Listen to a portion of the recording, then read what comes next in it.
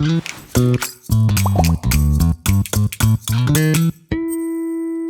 everyone, Ilana here from teachtraffic.com, and in today's video you're going to discover just how easy it is to create a YouTube ad campaign the right way without falling for any of these default or recommended settings that Google have throughout their campaign creation process. Okay, so make sure you watch this whole video in its entirety, because there's settings that we need to change along the way to force Google not to waste any of your money. Sound good? I should also mention before we dive into a Google ad account that the type of video ad that we're creating is what's called an in-stream ad. Now there's a number of different types of ad formats that you can use, but really the most commonly used ad format that YouTube advertisers use are the in-stream ads. And these are the video ads that show up before the video you are about to watch. No doubt you've probably seen these video ads before, okay? Where the first 5 seconds are unskippable, and then you can choose to skip the ad and then watch the video you intend to watch, okay? So that's the video format that we're going to create. And I should also mention on that, you need to make sure that your ad is already loaded into your YouTube account, your YouTube channel, because you're going to need that URL for when we create our ad, okay? So let's go and dive into a Google ad account, and I'm going to walk you through this process right now. So here we are in our live Google ad account. Before I create my campaign, I'm going to assume that you have already set up some form of conversion tracking so that when your campaign is running, you will be able to determine if it's working or not. Okay, so what we're going to do is we're going to hit this plus button and click create a new campaign. And it's going to ask me if I would like to select a goal that would make this campaign successful to me. And whilst it's tempting to choose sales or leads, the problem with choosing one of these settings is it's going to limit some of the settings that I have available to me, mainly around the bid strategy. Okay, so what I'm going to suggest you do is to create a campaign without a goal guidance, because that's going to give you all the available settings that you can choose from, okay, which is what you want. The next thing we're going to choose is a video campaign type. And these are all the different types of campaigns that you can create on YouTube, which is a lot, right? So the one that we're going to choose for this video is this first one, which is a custom video campaign, which has the skippable in-stream ads, which I mentioned at the start of my video. All right. Maybe if you're interested, I can do a different video for these different options, but for now we are choosing this first one. So I'm going to click continue.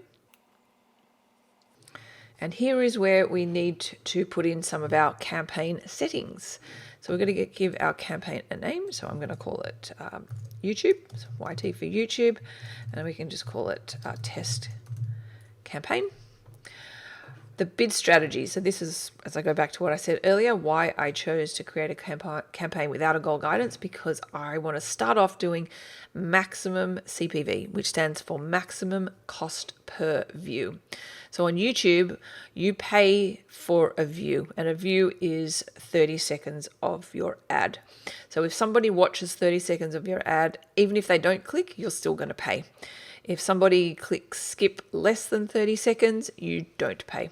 But if they click at any point, then you do pay. Now you might be wondering, what if my ad is 28 seconds long? Do I not pay? No, of course you pay. So anyway, our bid strategy is going to be maximum CPV, where we're telling Google what's the maximum we're willing to spend for a view, which is 30 seconds. Okay, I'm not going to suggest you do target CPM, so just choose this one for now. There's other types of bid strategies which you can do, which are the automated bid strategies, maybe target CPA, target ROAS type campaign bid strategies. For the purpose of this video, I would not suggest you do this. This is very much how I recommend you start your campaigns. Once your account's got some conversion data under its belt, then by all means you can do a bid strategy like that. But starting out, we just want to keep costs under control. So next, our budget. The default is campaign total, but we're going to do a daily budget. All right, so let's just say $10 a day. Depending on what targeting we do, you're probably going to spend this really quickly because there is a huge amount of ad inventory available on YouTube. But so for now, we'll just select $10. But obviously you would choose whatever budget that is applicable for you. This next setting here, it's pretty sneaky that it's not automatically expanded. So what I'm going to suggest, this is a sneaky setting that you have to change as well. So the default setting is to be in the search results, obviously the videos that we want, but also partners on the display network. So I'm going to deselect this, and I'm actually going to deselect this because I only want my ads to appear on the videos and channel pages, etc. Okay, so that is definitely a sneaky setting that you've got to change. Scrolling down, this is where you might choose your location targeting. Okay, so if I just close this. So you definitely do not want all countries and states and territories. My account's just set up to be in Australia. You might have United States depending on where your account has been set up. But you definitely don't, you can choose whatever location you want to advertise. So say I'm in Australia, but I want to advertise in the United States. I can just type in United States here and I can click target, and then that is where my ads are going to be shown. Now, obviously that's a very big country, so maybe I want to refine that a little bit more, and maybe let's say I just want to do California and I target that. You can really go as granular as you like. And if I just show you real quick, if we do advanced search, we can even do radius targeting. So I could do radius targeting around, let's do Beverly Hills just because it's the most famous. 20 miles around Beverly Hills. So let me just get rid of California because it's skewing it. So yeah, I can create my YouTube ad campaign to only show a 20-mile radius around this particular location. And obviously you would put in your location there as well. Okay, so really you can go as narrow or as wide as you like. I'll just leave it as California for now. My language is English, that's fine. Google's now asking me, do I want to exclude my ad to be shown on certain types of content? Okay, so if we click this, I'm okay with standard inventory, that's fine, so I'm going to minimize that. But here I might want to exclude my ad from showing, let's say, on live stream videos and embedded YouTube videos. So this would be, a YouTube ad which is embedded on somebody else's website. So I don't want to show my ad there, and maybe some of mature things with parental guidance. Okay, obviously I've just chosen some here. You would have a look through those settings and choose ones which are applicable for you. Related videos, I don't want to add any related videos for now. We're just going to leave that here. Let's click on additional settings. Account level conversions, that's fine. So I just mentioned earlier that you have to have set up conversion tracking. One setting I do like to change here is with devices. So if I click on this one, the default setting is to be included on TV screens. Now, because a lot of the types of video ads that I run are really sort of direct response focused, it's getting people to click. It's hard to do on a TV screen, so I'm going to deselect TV screens. Okay, let's minimize that. Frequency capping, essentially that's preventing from showing the same ad over and over again to the same people. So you might cap in impression frequency or view frequency. In my opinion, this is only really relevant for retargeting audiences. You don't want to bombard people in your retargeting audience over and over again. So I'm going to leave that as is. Ad schedule is restricting your ads to certain days of the week, etc. So I'm going to leave that as is. And we scroll down here. All right, so now we are creating our ad group, which is where we are assigning our targeting. I'm going to give it a name. Now, I'm going to suggest that you name your ad group whatever is the type of targeting that you're doing. So if you're doing an in-market audience, I would call your ad group name to be in-market and whatever is that particular in-market audience. If you're doing keyword targeting, I would call it, KW for keyword, and then let's pretend my keyword is Google ad training. It's just good practice to do this so that when you go in and manage your campaign and check its performance, when you go to the ad group level, you'll know what is the targeting at that level. Okay, you won't have to then go into the settings to see what you've done. So definitely don't leave it at its default setting, because that generic name is going to mean absolutely nothing to you. And it's just from experience, it makes for very annoying ad management. Okay, so I'm going to call that. And yeah, so let's scroll down further. It's going to ask me, do I want to sort of maybe refine some of the people who I want to reach? So I can turn off maybe certain age brackets or income level. I suggest starting out, I would probably leave it as is. And then maybe once you start to get some data, then you can look to refine your demographics. But maybe, if you've got a particular product that is really only for women, you might turn off men, or is only for an older generation, maybe you would turn off the younger generation. Obviously, it depends. Okay, so I'm going to leave mine as is. Audience, this is where you're going to choose, if you're doing an in-market audience or an affinity audience. I'm going to do a keyword targeting as per what I had named my ad group. So I'm going to go to keywords here, and I'm going to type in my keyword, which was Google ad, oopsie, if I can spell correctly, training, and I'll just leave it as one keyword here.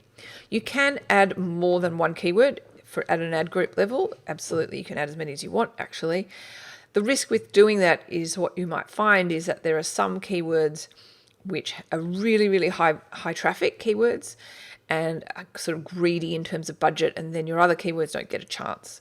So just bear in mind if you start sort of doing that, and maybe this sort of would involve a bit of a campaign restructure later on down the path. But yeah, so you might do that. I might then also put in, Google AdWords training, and I can add in that nuance like that.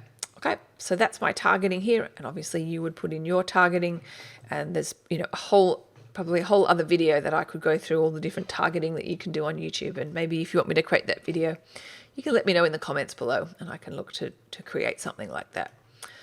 Okay, so scrolling down here, our bidding, this is where we're going to select our maximum CPV bid, and I'm just going to leave it as 10 cents.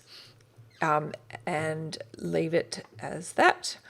You might, if I find that I bid that level and I don't get any impressions, then I might look to raise my bid further. Depending on the industry you're in will really depend on how much you have to bid. That's the truth.